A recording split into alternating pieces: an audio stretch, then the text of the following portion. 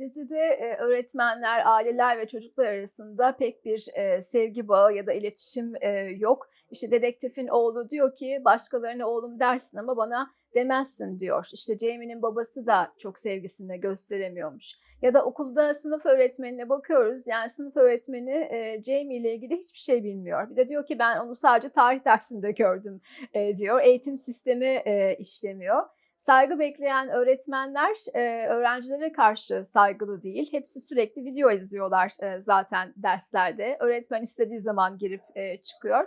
Hatta bir sahnede arkadaşını döven, bir kızla öğretmen yabancı dil sınıfında, konuşuyorlar. Bu da çok bana manidar geldi. Çünkü, insanlar zaten kendi ana dilleri olan İngilizce'de iletişim kuramıyorlar ki bir, 2'nci dil öğrensin. Okulun da koktuğunu söylüyor bir, kadın polis. Yani o okuldaki durum sanki toplumsal, kokuşmuşluğun da bir sembolü.